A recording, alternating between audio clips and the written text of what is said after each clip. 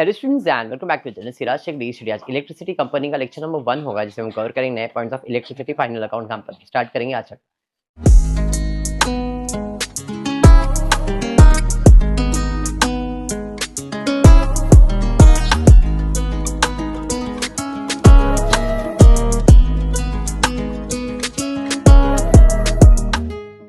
चल will start with new lesson for FA, जिसका नाम है electricity company final account. TY back को है ये सेमेस्टर 6 के अंदर, ठीक है। अब ये जो टॉपिक है, ये स्टार्ट करने से पहले आपको बता दूं, हमने इसके पहले सेमेस्टर में एसवाई में बैलेंस शीट का फॉर्मेट याद किया था, शाहरुख खान की स्टोरी, अगर आपको याद हो तो एक बार वो रिवाइज कर लेते हैं स्टोरीज को कि फॉर्मेट क्या है। ये पूरा वैसा ही रहेगा, खाली इतना है कि यहाँ पे हमको इलेक्ट्रिसिटी कंपनी में क्या असेट्स होता है, क्या लायबिलिटी, उसके बारे में स्टडी करना है। जैसे बैंकिंग कंपनी में आप बैंकिंग के बारे में स्टडी कर रहे थे, तो इलेक्ट्रिसिटी कंपनी में इलेक्ट्रिसिटी के बारे में स्टडी करेंगे। आगे कोऑपरेटिव सोसाइटी भी आने वाला है, ये सब चीज़ों को आपको पढ़ना है। ज़्यादा नहीं होगा मेरे हिसाब से, 5-4 लेक्चर्स होंगे, क्योंकि टेक्स्ट बुक में 3-4 सम ही है। तो मेरे हिसाब से 4 या 5 लेक्चर्स मैक्स टू मैक्स खत्म हो जाएगा टॉपिक, ठीक है। स्टार्ट करते हैं। कहानी SRK की कहानी आई होप सबको याद है, नहीं? ठीक है। कहानी यानी कि स्टोरी किसकी? SRK की, जिसमें S मतलब शेयर होल्डर फंड। पहला S मतलब शेयर होल्डर फंड, पहला S मतलब शेयर होल्डर फंड। अब शेयर होल्डर फंड के अंदर S और R आएगा, जिसमें S का मतलब है शेयर कैपिटल, R का मतलब है रिजर्व्स एंड सरप्लस। तो स्टोरी SRK की स्टार्ट होगा SSR, S share holder fund, इसके अंदर share capital, reserves and surplus, दोनों को ऐड करेंगे तो टोटल शेयर होल्डर फंड मिल जाएगा। तो कहानी ऐसी है कि जब शाहरुख खान छोटा था,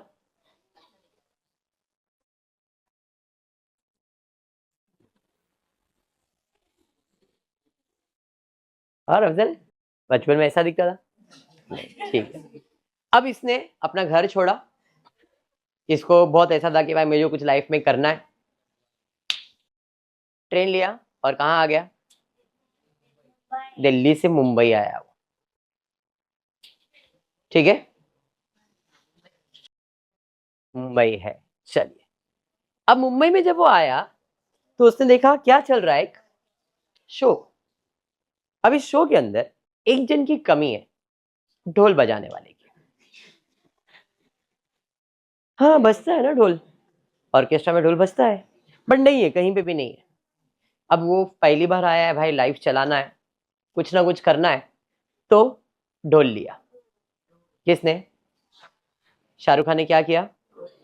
शाहरुख खान ने ली ढोल, शाहरुख खान ने ली ढोल, ने ली ढोल, ने ली ढोल। समझ में आया क्या? N stands for non current liabilities. ये आपकी हेडिंग है। जैसे पहला हेडिंग था शेयर होल्डर फंड, वैसे ही यहां पे दूसरा हेडिंग है नॉन करंट लाइबिलिटीज। अभी नॉन करंट लाइबिलिटीज मतलब what is non current liabilities? जो 1 साल से ज्यादा टाइम मिलता है पे करने के लिए, वो लायबिलिटीज जिसे आपको 1 साल से ज्यादा टाइम मिलने वाला है पे करने के लिए। मतलब आपने उधार लिया है, लेकिन आपको उधार देने का कभी है 1 साल से ज्यादा टाइम है। अब वो हो सकता है 15 महीना, हो सकता है 2 साल, हो सकता है 5 साल, 1 साल से ज्यादा। 1 साल के अंदर जो पे करना होता है उसे कहते हैं करंट लायबिलिटीज। तो लायबिलिटीज के अंदर 3 हेडिंग आने वाला है। एक तो शेयर होल्डर फंड हो गया, दूसरा पढ़ रहे हैं नॉन करंट लायबिलिटीज। अब नॉन करंट लायबिलिटीज में क्या क्या चीजें आती है, खाली उसका नाम लिखा है। जैसे शेयर होल्डर फंड में क्या आता है? Share capital, reserve and surplus आता है। वैसे ही नॉन करंट लायबिलिटीज में 1 2 3 4 चीजें आने वाले, सब नॉन करंट है, मतलब लॉन्ग टर्म है। नॉन करंट का मतलब ही होता है लॉन्ग टर्म। तो यहां पे long term borrowings, deferred tax liabilities. Tax liabilities मतलब जो टैक्स नहीं भरा, अभी टैक्स 1 साल के अंदर भरना होता है, आपने नहीं भर दिया है, डिफर्ड कर दिया है, इसलिए वो लॉन्ग टर्म में चले जाता है। Deferred tax liabilities. O other long term liabilities. L फिर से है लॉन्ग टर्म प्रोविजन, बोरोइंग्स है, प्रोविजंस है। अदर लॉन्ग टर्म लायबिलिटीज बोलो, अदर लॉन्ग टर्म बोरोइंग्स बोलो, सब चलता है। अदर लॉन्ग टर्म लाइबिलिटीज बोलो, अदर लॉन्ग टर्म बोरोइंग्स बोलो, अदर लॉन्ग टर्म प्रोविजन बोलो, चलता है। समझ में आया क्या? तो यहाँ पे ने ली ढोल, ने नॉन करंट लाइबिलिटीज, ली एल से लॉन्ग टर्म बोरोइंग्स, डी से डिफर्ड टैक्स लाइबिलिटीज, ओ से है other long term liabilities and L से है लॉन्ग टर्म प्रोविजंस। तो ये आपका सेकेंड हेडिंग आ जाएगा, non current liabilities, long term borrowings, deferred tax liabilities, other long term liabilities, long term provisions. समझ में आया? ऐड करूंगा तो टोटल नॉन करंट लाइबिलिटीज। अब इस भाई साहब ने ढोल ले लिया, बराबर है। अब ढोल लेके किधर जाएगा? ऑर्केस्ट्रा शो में। और ऑर्केस्ट्रा शो कहाँ था? मुंबई CST। कहाँ था? मुंबई CST। ठीक है, तो वहां पे गया, CST orchestra show, CST orchestra show. समझ में आया? ने ली ढोल, गया CST ऑर्केस्ट्रा शो में, याद रहेगा। अब वापस से जो सी है वो मेन हेडिंग है, करंट लायबिलिटीज।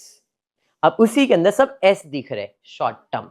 जो ऊपर लिखा है वही सेम चीज आने रहा, बट शॉर्ट टर्म, तो शॉर्ट टर्म बोरोइंग्स। समझ में आया? टी ट्रेड पेबल, क्रेडिटर्स या ट्रेड पेबल जिसे कहते हैं। O other current liabilities, other long term है या other short term liabilities. Current liabilities word मतलब शॉर्ट टर्म हो गया, short term provision, same to same. समझ में आ गया? तो यहाँ पे थर्ड हेडिंग आ जाएगा current liabilities, CSTS, S for short term borrowings, T trade payable, CSTO, O for other current liabilities, S से शॉर्ट टर्म प्रोविजन। टोटल करेंगे तो 3 हेडिंग होता है लायबिलिटीज के अंदर, share holder fund, non current liabilities, current liabilities. ये सब चीजें आप पढ़ चुके हो, खाली रिवाइज करवा रहा हूं। ठीक है, इसको कहते हैं इक्विटी एंड लायबिलिटीज। तीनों को ऐड करो, तीनों का टोटल लो, लायबिलिटी साइड का टोटल आ जाएगा। समझ में आया? लायबिलिटीज याद हो गया। स्टोरी SR की SSR, S share holder fund, share capital, reserves and surplus. ने ली ढोल, ने ली ढोल, non current liabilities, long term borrowing, deferred tax liabilities, other long term liabilities, long term provision. समझ में आ गया? फिर CSTOS, current liabilities, short term borrowings, trade payable, other current liabilities, S short term provision. याद होएगा? ये सिर्फ याद करने का ट्रिक है, सब याद नहीं करना है, बट समझ गया इतना तो बस है। इतना समझा, सबको समझा है 100%। अब इक्विटी लायबिलिटीज मतलब लायबिलिटी साइड तो खत्म हो गया। बैलेंस शीट में 2 साइड होता है, असेट्स भी होता है। तो भाई साहब ने ऑर्केस्ट्रा शो ज्वाइन किया, ऑर्केस्ट्रा कर रहा है, बट उसे सुकून नहीं है। क्यों? पहाड़ों में जाना है? ऐसा नहीं है, उसे सुकून इसलिए नहीं है क्योंकि उसको ये नहीं करना था। क्या? ऑर्केस्ट्रा नहीं करना, उसे कुछ और ऐसा करना था जिससे उसका नाम बने, इसलिए उसे ठीक नहीं लगा। फिर ठीक नहीं लगा ऑर्केस्ट्रा, फिर ठीक नहीं लगा ऑर्केस्ट्रा। इसे पढ़ा है ना तुम लोग ने? क्या पहली बार देख रहे हो ये सब? अच्छा, फर्स्ट टाइम है तुम लोग का? अरे बाप रे, तो फिर मजा आएगा फिर तुम लोग को। ये तो मेरे को पढ़ा कि मेरे को ऐसा लग रहा है क्या रिपीट ही कर रहा हूं मैं खाली। फिर ठीक नहीं लगा ऑर्केस्ट्रा, असेट चालू कर रहे। फिर F fix asset, T tangible और इसी के अंदर आएगा इंटैंजिबल। फिक्स असेट जिसके अंदर आता है टैंजिबल और इंटैंजिबल, T से टैंजिबल और इंटैंजिबल साथ में। समझ में आया? तो ये हेडिंग है फिक्स असेट, उसके अंदर टैंजिबल इंटैंजिबल। समझा क्या? N non current investment, asset नहीं बोलना है, नॉन करंट इन्वेस्टमेंट। ठीक है। L long term loans and advances, share था तो इधर हेडिंग है fix asset, non current investment, non current liabilities नहीं, नॉन करंट इन्वेस्टमेंट। ये सब अब हेडिंग ही है, इसके अंदर कुछ भी नहीं, ये सब मेन हेडिंग है। Non current investment, long term loans and advances, O other current asset, but कौन सा? Non current asset. समझ में आया? तो असेट साइड पे जाऊंगा, सबसे पहला लिखूंगा नॉन करंट असेट। क्या लिखा है? नॉन करंट, यहां पे आता है नॉन करंट लायबिलिटीज, यहाँ पे आता है नॉन करंट असेट। यहाँ पे 2 ही हेडिंग है, नॉन करंट एंड करंट। यहाँ पे 3 हेडिंग है, share holder, non current liabilities, current liability. Asset में सिर्फ 2 ही हेडिंग है, नॉन करंट एंड करंट, 2 ही है। नॉन करंट के अंदर ये सब चीजें आने वाली है, इसलिए यहाँ पे नॉन करंट चीजें, लॉन्ग टर्म चीजें, समझ में आया। नॉन करंट में सबसे पहला आता है फिक्स असेट, और फिक्स असेट में टैंजिबल एंड इनटैंजिबल, तो टोटल फिक्स असेट हो गया। नेक्स्ट आने वाला है नॉन करंट इन्वेस्टमेंट। फिर डिफर टैक्स के बारे में मत पढ़ो, long term loans and advances, other non current asset. अब ये नॉन करंट असेट के अंदर मैंने इधर ये चीज दिखाया, डिफर टैक्स असेट। जैसे डिफर टैक्स लायबिलिटीज होता है, वैसे डिफर टैक्स असेट है। कीवर्ड का पार्ट नहीं है, बट आप चाहो तो लिखो, नहीं लिखा तो भी चलेगा, समझा गया। नॉन करंट असेट में फिर ठीक नहीं लगा ऑर्केस्ट्रा, फिर ठीक नहीं लगा ऑर्केस्ट्रा। फिर fix asset, T tangible inter, नहीं नॉन करंट इन्वेस्टमेंट, लगा L long term loans and advances, O other non current asset, बीच में खाली डिफर टैक्स डाल देना है, समझा या बाउंसर गया। फिर ठीक नहीं लगा ऑर्केस्ट्रा, तो अब भाई साहब ने क्या किया रहेगा, जब उसे ऑर्केस्ट्रा अच्छा नहीं लगा तो छोड़ दिया रहेगा। क्यों? क्योंकि उसको अच्छा नहीं लग रहा है, तो उसको करना क्या था, एक्टर बनना था। चली इनकी तलाश सिनेमा स्टार की ओर, चली इनकी तलाश सिनेमा स्टार की ओर, चली इनकी तलाश सिनेमा स्टार की ओर, समझ में आया। C stands for current investment. अब देखो यहाँ का हेडिंग मैंने दिया नहीं, मैंने आपको बताया 2 हेडिंग आएगा, non current asset, current asset. अब जो भी पार्ट बता रहा हूं ये सब करंट असेट के अंदर आएगा। तो पहला सी है current investment, C current investment, C current in, I inventories, I inventories, I inventories. T जैसे यहाँ पे टी क्या था, ट्रेड पेबल, यहाँ पे ट्रेड रिसीवेबल, समझा। शॉर्ट टर्म बोरोइंग्स था, ट्रेड पेबल था, ये सारी चीजें थी। इधर भी सेम चीज आने वाला है, current investment, inventories, trade receivable, cash and cash equivalent, S short terms loans and advances, ऊपर लॉन्ग टर्म लोन होता है, यहाँ पे शॉर्ट टर्म होता है। Other current asset, non current and current, समझ में आया। चली इनकी तलाश सिनेमा स्टार की ओर, चली सी फॉर इन्वेस्टमेंट, कौन सा, current investment, I for inventories, T for trade receivable, C cash and cash equivalent, S short term loans and advances, other current asset. तो करंट असेट हेडिंग आ गया, इसके अंदर पहला current investment, inventories, trade receivable, cash and cash equivalent, short term loans and advances, other current asset. Total करेंगे तो इसका total आ जाएगा, टोटल ऑफ करंट असेट। अब नॉन करंट असेट के अंदर ये सारी चीजें, इन सब का total directly outer column and total मारना। ये था आपका बैलेंस शीट का फॉर्मेट, याद रहेगा। स्टोरी एसआरके की, ने ली ढोल, सीएसटी ऑर्केस्ट्रा शो, फिर ठीक नहीं लगा ऑर्केस्ट्रा, चली इनकी तलाश सिनेमा स्टार की ओर। ये था आपका बैलेंस शीट का फॉर्मेट, ठीक है। थोड़ा फास्ट में गया हूं मैं, लेकिन इसलिए कि मेरे को नहीं मालूम था कि तुम लोग को नहीं आता है, मेरे को लगा आता है इसलिए मैं फास्ट गया था, ठीक है। अगर ऐसा कुछ है तो एक बार रिवाइज कर लेना, पुराना वीडियोस देखना, तो पुराना वीडियो अगर समझ गया तो बढ़िया है। डन है इतना। ये था बैलेंस शीट का फॉर्मेट, चाहे इलेक्ट्रिसिटी कंपनी के लिए हो या किसी के लिए, फॉर्मेट और बैलेंस शीट यही रहेगा, खाली असेट्स बदल जाएंगे इलेक्ट्रिसिटी है तो, बाकी फॉर्मेट यही रहेगा, समझा। अब आ जाता हूं आगे, profit and loss, format for profit and loss, क्योंकि हम फाइनल अकाउंट करने वाले हैं तो अपने को प्रॉफिट एंड लॉस और बैलेंस शीट दोनों आना चाहिए, ठीक है। चलिए, रोया, रो रहा है शाहरुख खान, अब ये क्यों रोया, क्यों? अच्छा, इसका जवाब मेरे को श्रावणी ही देगी। श्रावणी, तू ट्रिप पे रो रही थी, क्यों रो रही थी? नहीं, तेरे को पता है? अरे पता है, क्योंकि तेरे को मम्मी डैडी की याद आ रही थी, आ रही थी ना, तो तू रोई क्यों? अरे यार मम्मी नहीं, यार डैडी नहीं, मिस कर रहे। तो इसके साथ भी सेम हुआ, ये रोया क्यों? क्योंकि इसने अपने माँ बाप को छोड़ के मुंबई में आके रह रहा है। तो शाहरुख खान रोया, अब रोया क्यों वो बता रहा हूं, बट ये रोया रोया है R revenue from operation other income.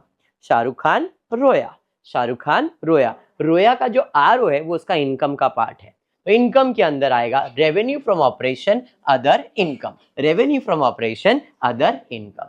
अब ये रोया क्यों, क्योंकि इसने छोड़ा अपनी मां को, जिसकी मां है, कोई रहेगी ना, जूम करके देखने का है, रुक जा अभी जूम करवा दो, छोड़ा अपनी आइटम को, और यह देखो कंट्रोल बेटा। तो ये रोया क्यों, क्योंकि इसने अपनी मां को छोड़ा है और अपनी आइटम को छोड़ा है, ठीक है। C M cost of material consume, C M मां, छोड़ा अपनी मां को, C M cost of material, C I यहां पे change in inventories of finish goods and WIP, girlfriend change, मां कॉस्ट, ये याद ध्यान में रखना, cost of material consume, item में चेंज, नेहा ध्यान दे बेटा, change in inventories of finish goods and WIP. अरे ध्यान दो, तुम लोग सीरियस हो जाते हो, किसी का नाम क्या लेता हो तुम लोग सीरियस होते हो। चेंज इन इन्वेंट्री समझ में आया। अब ये एक्सपेंसेस है और ऊपर वाला इनकम था, तो भाई एक्सपेंसेस में पहला है cost of material consume, change in inventory. रोने से कुछ होगा, स्ट्रांग बनना पड़ेगा, ये लोग आते जाते चले जाते, हमको तो स्ट्रांग रहना पड़ेगा। चलिए, कमजोरी को ताकत में कैसे बदला, किसने, शाहरुख खान। एक बार फिर दिल जीता लोगों का। अब उसको पता है कि भाई अगर मैं रोने बैठ गया या कुछ हो गया तो मैं आगे नहीं बढ़ूंगा, उसने उस चीज को ओवरकम किया, अपने एक्टिंग पे ध्यान दिया, एंड देन एक बार फिर दिल जीता लोगों का। समझ में आया। एक बार में ईबी साथ में employ benefit, F fix sorry financial expenses, D depreciation और एमोटाइजेशन, ओ अदर एक्सपेंसेस। मतलब एक्सपेंसेस के अंदर यहां पे दो ऑलरेडी हो गया है और एक दो तीन और चार एक्सपेंसेस आ जाएंगे, जिसमें एक बार फिर, एक बार मतलब ई और बी एम्प्लॉय बेनिफिट एक्सपेंसेस, फिर F financial expenses, D depreciation और एमोटाइजेशन एक्सपेंसेस, ओ अदर एक्सपेंसेस। समझ में आ गया। अब ये टोटल ऑफ एक्सपेंस लेना है, ये टोटल ऑफ इनकम लेना है, एक्सपेंस माइनस इनकम करना है, तो अपने को प्रॉफिट बिफोर टैक्स मिलेगा, माइनस टैक्स करो, नेट प्रॉफिट आफ्टर टैक्स। तो ये था आपका प्रॉफिट एंड लॉस का फॉर्मेट। रोया क्योंकि मां को और आइटम को छोड़ा था, एक बार फिर दिल जीता लोगों का।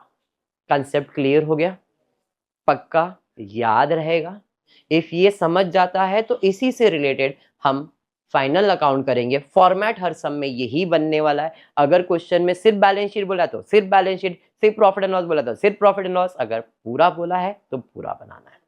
समझ में। यहां पे कोई शेड्यूल नंबर नहीं है किसी को भी। जैसे बैंकिंग में शेड्यूल नंबर होता था, schedule number 1 share capital, schedule number 2 reserves and surplus, यहाँ पे कोई शेड्यूल नंबर नहीं है, मतलब ये कोई शेड्यूल तो है नहीं।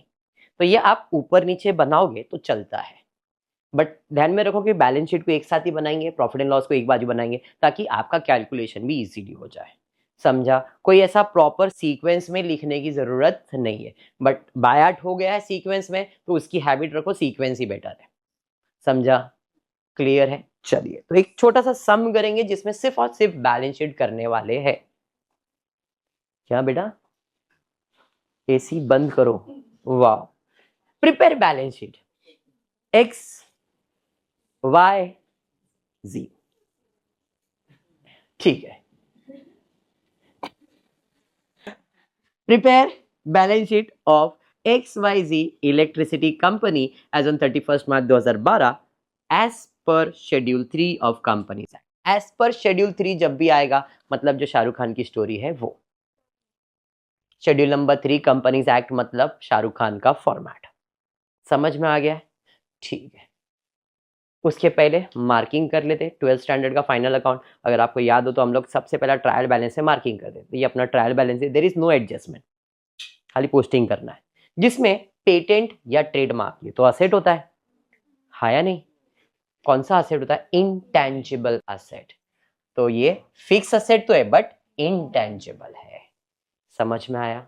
उसके बाद लैंड, फिक्स असेट टेंजिबल है। बिल्डिंग, फिक्स असेट टेंजिबल है। पावर प्लांट, अरे इलेक्ट्रिसिटी है, इलेक्ट्रिसिटी कंपनी में पावर प्लांट उसका असेट होता है। समझ में आया? तो पावर प्लांट, प्लांट वैसे भी हम सुनते आ रहे थे असेट ही होता है, तो पावर प्लांट वर्ड ऐड हो गया तो भी मेरा असेट है। कौन सा असेट है? टेंजिबल। इलेक्ट्रिकल इंस्ट्रूमेंट, प्रॉपर्टी, जैसे डॉक्टर है मेडिकल, उनके लिए सर्जिकल इक्विपमेंट उनका असेट होता है, इसके लिए इसका असेट होगा। ट्रांसफॉर्मर्स असेट होता है। Very good. इन्वेंट्रीज, इन्वेंट्रीज, हाँ, अरे अभी चली इनकी तलाश में इन्वेंट्रीज था, इन्वेंट्रीज इन्वेंट्रीज के हेडिंग में जाएगा, मतलब करंट असेट डाला है यहाँ पे। समझा? ट्रेड रिसीवेबल, ये भी करंट असेट के हेडिंग में ही जाएगा। Contingent reserve investment debit side पे दिया है, डेबिट साइड पे दिया, तो डेबिट साइड में याद करो, डेबिट साइड का जो असेट का शेड्यूल है, फिक्स असेट है उसमें तो जाएगा नहीं। नॉन करंट इन्वेस्टमेंट मतलब इन्वेस्टमेंट किया है तो। फिर उसके बाद क्या आता है? उसके बाद क्या आता है? ने ली ढोल के बाद, सॉरी इधर आ गए ना अपन। फिर ठीक नहीं लगा, L, L for loans and advances.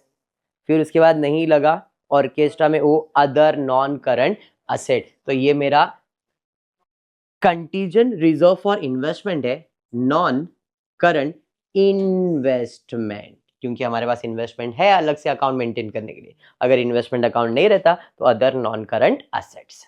समझा? फिर क्या है? बैंक बैलेंस, इसके लिए भी करंट असेट है, cash and cash equivalent. Public land asset, कौन सा? टेंजिबल। डेबिट साइड समझ में आ गया। क्रेडिट साइड पे कैपिटल, कैपिटल में ही जाएगा, शेयर कैपिटल के अंदर ही। डिबेंचर्स लोन होता है, कौन सा? लॉन्ग टर्म बोरोइंग्स होता है। समझ में आया? Term loan, long term borrowings. Capital reserve, reserves and surplus. Contingent reserve, reserves and surplus. Net revenue account, reserves and surplus. Depreciation fund जो है वो फिक्स असेट में से अपन क्या करेंगे? माइनस करेंगे। और कौन से fixed asset? Tangible fixed asset, intangible नहीं। Trade payable, non current liabilities के करंट लाइबिलिटीज, करंट लाइबिलिटीज। समझ में आया? ट्रेड पेबल हेडिंग लिखा है बट करंट लाइबिलिटीज में। प्रपोज डिविडेंड पे करना है, शॉर्ट टर्म होता है, किधर जाएगा? अदर करंट लाइबिलिटी, वही करंट लाइबिलिटीज में। ठीक है, हाँ या नहीं? पंखा चालू कर देता हूँ भाई, पंखा, पंखा चालू कर दिया, ये समझ में आया? अब अगर सिंगल है रिया, अगर तो किधर भी एडजस्ट होता है, लेकिन मिंगल है तो एडजस्ट होता है क्या? वो और मुझे मेरा वाला ही चाहिए, मैं किसी के पास नहीं जाएगा। बराबर है कि नहीं? तो यहाँ पे ध्यान रखना है श्रावणी कि अगर सिंगल है तो उसको अपन किधर भी एडजस्ट करेंगे, लेकिन एक से ज्यादा है तो उसके लिए अपने को क्या बनाना पड़ेगा? अलग से उसका घर, मतलब शेड्यूल। समझाइए? चल, मतलब जो चीज एक से ज्यादा है उसके लिए शेड्यूल बनाओ, और एक से ज्यादा नहीं है तो डायरेक्टली उसको पोस्ट करो। फॉर्मेट लिख दिया।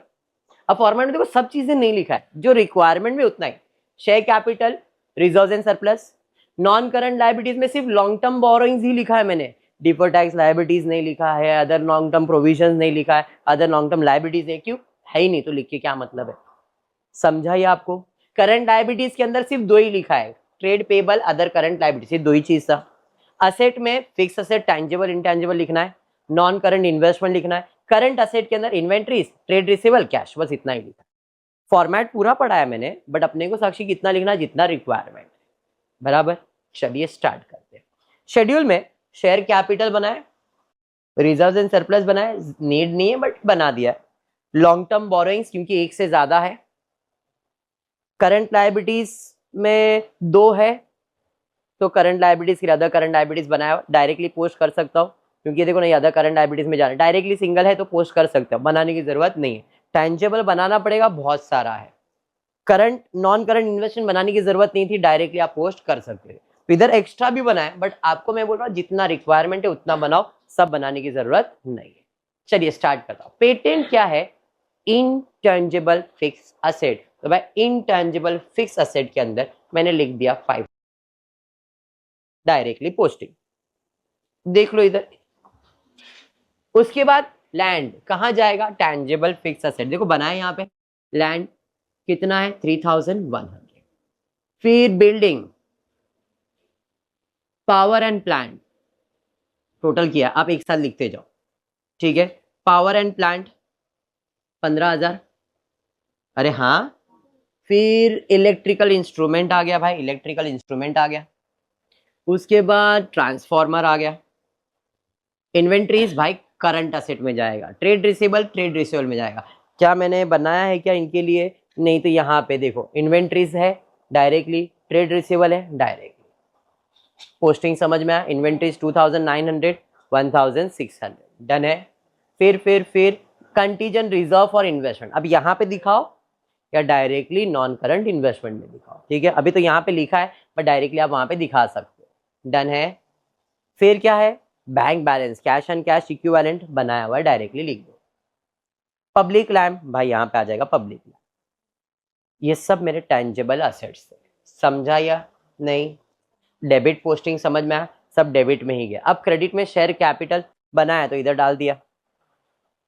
फिर डिवेंचर्स लॉन्ग टर्म बोरोइंग्स में डाल दिया।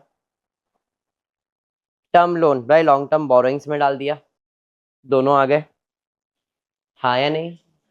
Capital reserve, reserves and surplus में जाएगा। Contingent reserve, reserves and surplus में। रेवेन्यू, रिजर्व्स एंड सरप्लस, तीनों चीज समझ में आ गया। फिर क्या है, डेप्रिसिएशन फंड हमको इसमें से माइनस करना है, टैंजेबल में से। हाँ, फिर ट्रेड पेबल भाई बनाया लो ने, ट्रेड पेबल बनाया क्या, नहीं, डायरेक्टली डाल दिया। किसके लिए बनाया हुआ है, प्रपोज डिविडेंड बनाया, नहीं तो डायरेक्टली आप पोस्ट कर सकते हो, समझा। पोस्टिंग क्लियर, कोई एडजस्टमेंट है क्या, नेहा, नहीं। तो अब क्लोज करना है, तो क्लोज करने के लिए आप शेड्यूल्स का टोटल ले लेना भाई। इसका टोटल मारा, इसमें से 6000 माइनस किया, ये किस चीज का है, असेट्स का है, तो भाई असेट का कितना है, असेट का टोटल 26,900। बाकी कुछ है क्या, सबका टोटल ले लो, यहाँ पे पोस्टिंग चालू है। शेयर कैपिटल 15,000, देखो शेयर कैपिटल 15,000। रिजर्व्स का टोटल मारा है 6,500, रिजर्व्स का टोटल 6,500। इधर एक कॉलम बनाया नंबर डालने के लिए, नोट नंबर, तो 1 और 2 लिखा हुआ। फिर उसके बाद लॉन्ग टर्म बोरोइंग्स बनाया था, कितना है लॉन्ग टर्म बोरोइंग्स 9,500, 3 नंबर पे 9,500, ठीक है क्या। 3 इधर आ गया, 3 नंबर पे जाए। फिर क्या है, 4 नंबर पे ये आ गया। अरे समझा क्या कर रहा हो या नहीं। और कुछ, फिक्स असेट का टोटल डाल दिया, इसका टोटल, अब क्लोज करो बैलेंस शीट टैली, समझा सम 35,500, 35,500।